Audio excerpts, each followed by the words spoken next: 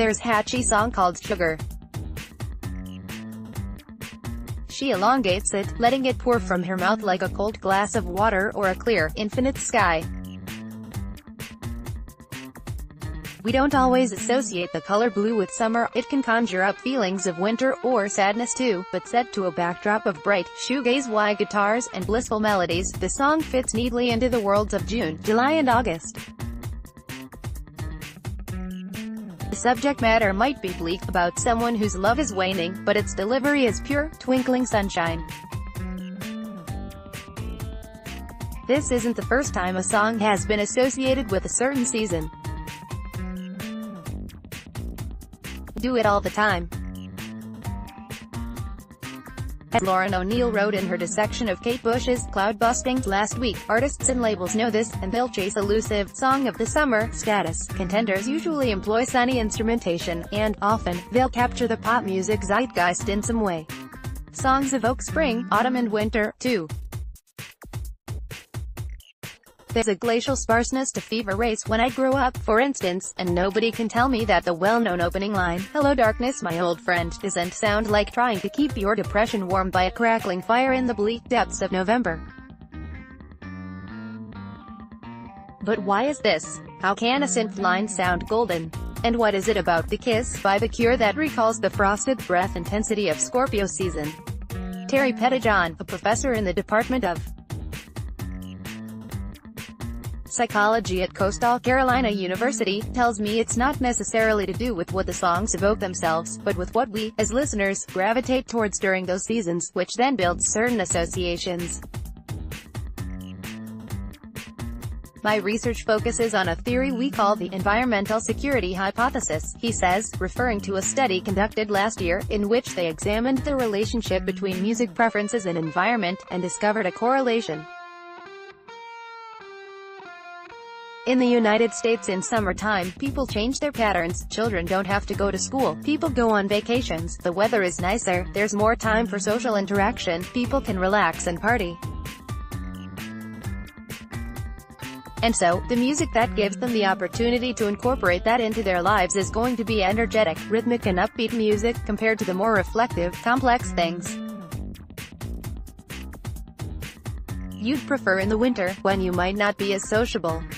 In other words, when we're happier and more energetic, we tend to gravitate towards music that reflects that. So in countries that have hot summers and cold winters, this translates into certain musical associations. Pettijohn tells me it's not just about the actual sound, but the meanings behind the lyrics as well.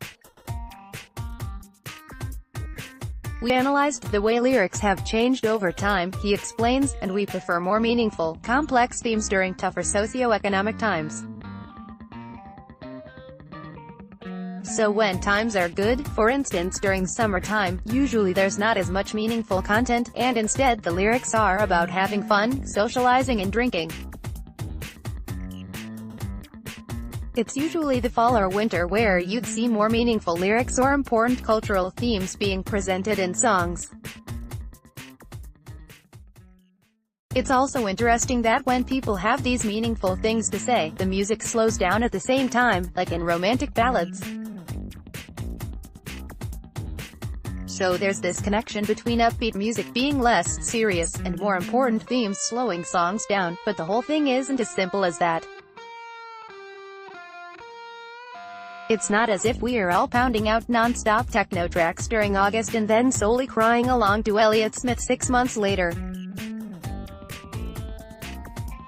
That's just scraping the surface of a phenomenon with multiple tendrils and connections that have developed over time. James Ewers, a lecturer and musicologist in the popular music department at Goldsmiths, thinks that we associate songs with certain seasons for a variety of reasons, and that none of them are rules set in stone, but rather conventions to be used and played with.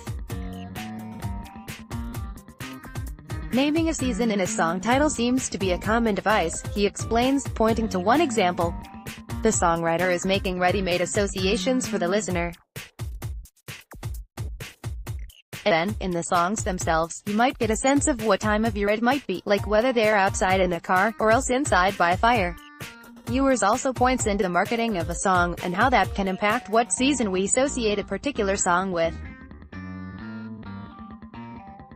We hear about the song of the summer, for instance. Then there are the music videos, what we see and how the artists are portrayed, which I think can be important when it comes to selling the context of that song. There's also the way a song has been used in other media, like films. But, he concludes, these are all just basic structures, and when we are speaking about art, nothing is ever truly solid. There are bound to be songs that break these molds. With songwriting, it's all about how things are perceived. With some songs it's good to be explicit, but with others it's better not to be. There are no rules, just principles and conventions, so why do we associate certain songs with seasons? Why does All Night by Chance the Rapper, for instance, immediately conjure up the haze of weed smoke, the smell of sweat on skin and an impulsive desire to jump over the neighbor's fence and crash their barbecue? Well, if anything I've been told is to go by, it's down to few factors, most of them just common sense. It was released in late May. The lyrics are about partying. The chorus is upbeat. The chords are optimistic. It makes you want to dance. And in seasonal countries, these are all things we gravitate towards when the sun is shining, when the world looks brighter, and our lives feel easier, pumped up on all that extra vitamin D. But also, rules are there to be broken, and if you feel most comfortable listening to some sludgy industrial goth shit with the curtains closed at the height of July, then you do you.